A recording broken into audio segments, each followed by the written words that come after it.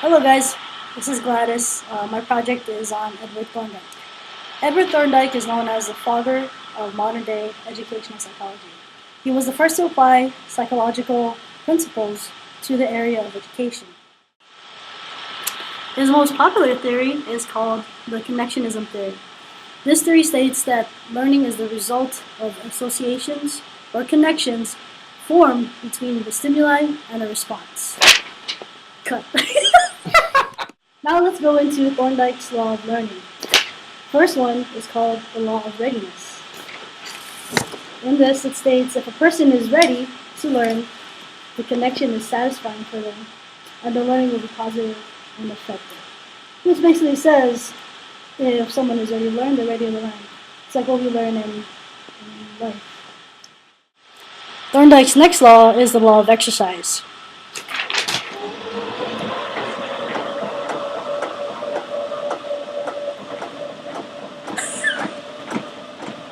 Cut! Just kidding, that wasn't the law of exercise. Thorndike's law of exercise says that repetitive practice will strengthen the connection. When we discontinue the practice, it is weakened. So basically, practice makes perfect, which is something we learn every day.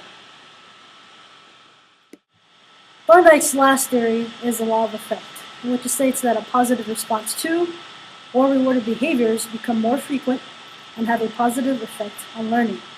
This is basically positive reinforcement. Might sound similar, might sound like Pavlov's theory of positive reinforcement, but that's because they basically grew up around the same time. Not grew up, but they were studying psychology and their theories around the same time. On the flip side of that coin, a negative response to a behavior will become less frequent and have a negative effect on learning. So to just review what we just learned, Edward Thorndike, his most popular theory was his connectionism theory. Okay? Again, it states that learning is a result of associations or connections. So just like the word says, connectionism. So associations or connections formed between stimuli and responses. So basically, he built the basic framework for the SR framework, the stimuli response framework that we know in psychology today. And Thorndike had his laws of learning, 3 of them. Okay. They were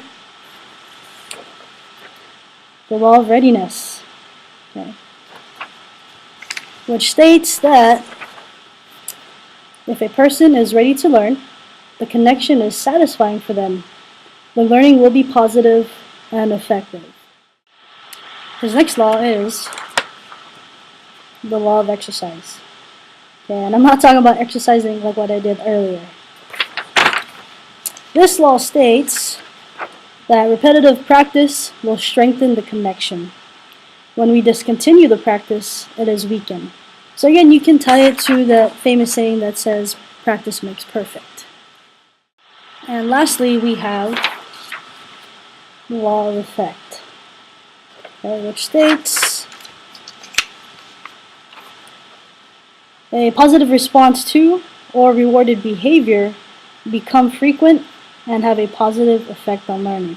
So again, this is pretty similar to positive reinforcement, which again you could probably tie to if it's along Pavlov's positive reinforcement theory. But again, like I said earlier, it is because they were studying psychology and coming up with their theories at the same time.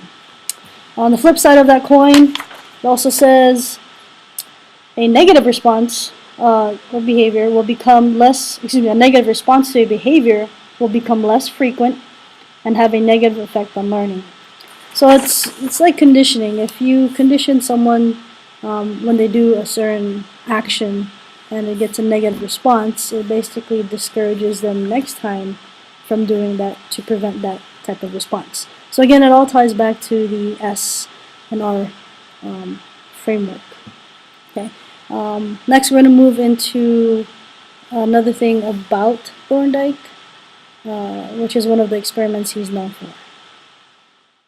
So one of the experiments that Edward Thorndike was known for was his puzzle boxes, in which he placed a cat or a dog in a box and the object of the box was to basically escape it.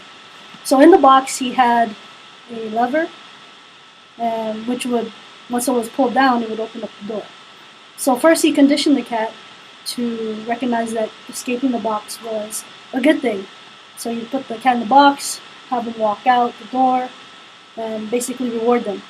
So it was like positive reinforcement. So he did this puzzle box, and he basically put a cat in there. So I'm going to just show you how it's done. So I have my makeshift box behind me. This is my lever, and I couldn't really come up with a way to connect the lever to the handle that opens the door, but I'm basically going to simulate the scenario. Okay. So this is my lever that opens the door. I don't believe in putting animals in boxes, so I'm going to use another example. So I have my assistant, Jamie. I want to say Jamie. So Jamie's going to act like my animal. Say hi. Hi! Meow, meow. I'm gonna be the cat. Meow. So Jamie's the cat in the box. I'm closing it. And while he was doing his experiment, he would watch the cat and observe him. So sometimes he'd see the cat looking around, touching things, trying to get out. Sometimes the cat would bite the bar. He would bite the bar. And eventually the cat would find the lever. So he'll start playing with it. Again, I'm going to simulate. And little by little, the cat would notice. The cat would notice that it would kind of mess with the door. Eventually, the cat pulls the lever, and the door opens. Okay? And having been reinforced, positively reinforced, that opening the door and walking out is a positive thing, the cat would exit out. And now I exit out.